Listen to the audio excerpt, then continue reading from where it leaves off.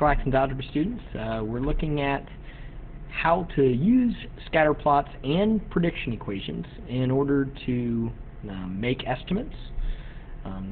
And again, the scatter plot definitions we did discuss in class. Reviewing the definitions, very important with mathematics. So if you didn't get those definitions, go ahead and pause and copy those down. I gave you an example of a scatter plot that has no correlation. It's just a scatter plot. It is what it says, right? They're scattered around. But there are times whenever we do see correlation. We see a positive correlation here between time spent studying and the test grade. That, should be the case. Now, we do have outliers where someone who maybe studies a lot, they could get a bad grade. Typically, we throw the outliers, we throw them out if there are only if there are a small number of outliers there. And basically, that's what an outlier is, so we do throw those out. We see a stronger correlation here, negative correlation, and again, this is just the information here. There's no scientific study here. This is just what you might think would be the correlation. Time spent on social media versus test grade.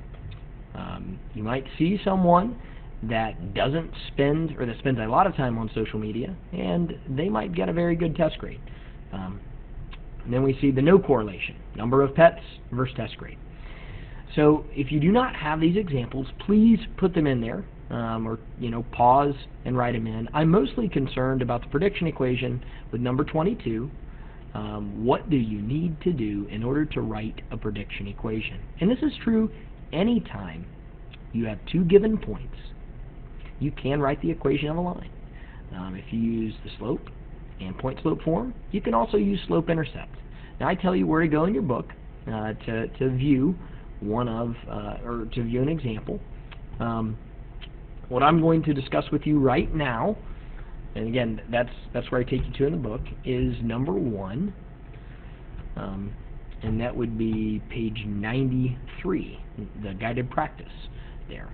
So we're going to go ahead and take a look at housing here. We let X be the year and Y be the price. I have made my scatter plot. Notice how there's a break in the graph. There's a break in the graph down here. It breaks all the way to 150. And please be aware that when you do have a break in the graph, that is going to skew how your graph looks.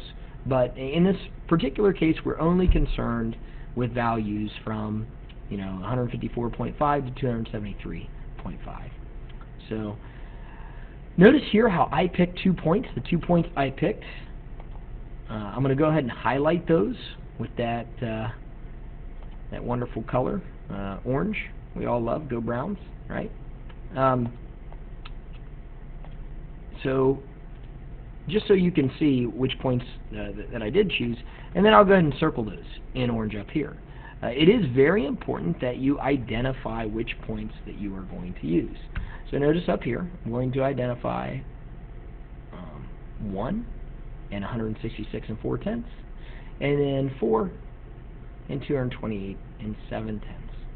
So I do want you to write those points out and identify them in some way. If you do make a table, then you can just circle those within the table. If not, then I do want you to write them down on the scatter plot. So if you don't write the table out, then write them down on the scatter. And after you've listed those, you can see that I've listed out the 2 points there. Now, the prediction equation I make is based on these 2 points.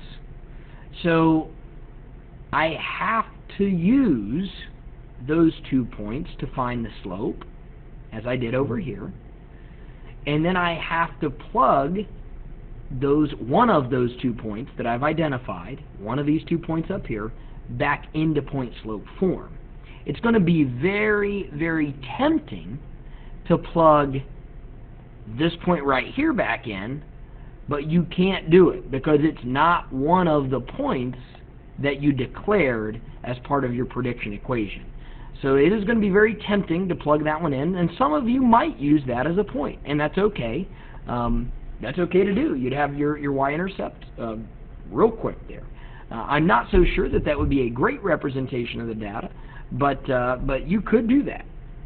It's an estimate, after all. Your estimate just isn't going to be as good as someone else's. It'll probably be on the high end. So the 2 points that I used, 1 and 166 and 4/10, 4 and 228 and 7/10. If I write an equation of a line that goes through those 2 points, I get this estimated equation down here. After I write my estimated equation, excuse me, let's go ahead and go back. Let's tone this down a notch, and let's outline it. We'll outline it in that nice orange color. This is the estimate equation, and understand I did round. I did round to the nearest tenth. I rounded the slope to the nearest tenth. I then use that estimate, or in this case the prediction equation, okay, that is my prediction equation, to make an estimate for the selling price of a new home for year 8. So the selling price of a new home for year 8. Now please understand that I do need to be able to interpret this. And I left my answer like this so we could talk about it. The price is in thousands.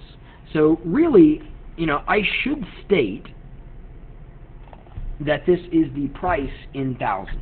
So price in thousands. I'll go ahead and increase the size of that. That is what my y-axis is. It is the price in thousands. Maybe we could even make it red to color code it. So my answer needs to indicate that. That means that my answer, when I estimate, is $312,000.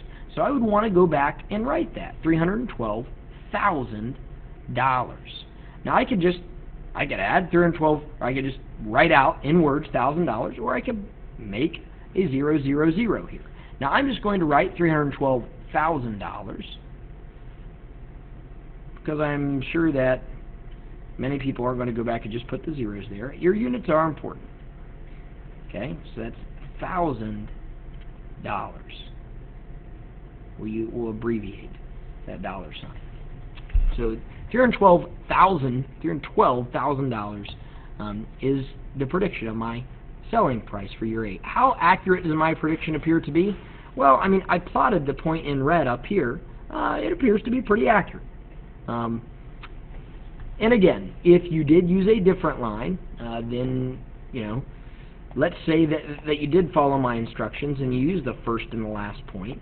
If you extended that, I think your estimate would be a little high. I really do. Now you could have dropped it down a little bit, and I think that would help the estimate out as well. But understand, based upon the equation that I used, through the 2 points that I identified, my estimate is $312,000. So hopefully this helps you out. If not, please come in with a question tomorrow so that we can make a prediction equation based on a scatter plot. Thank you very much for watching.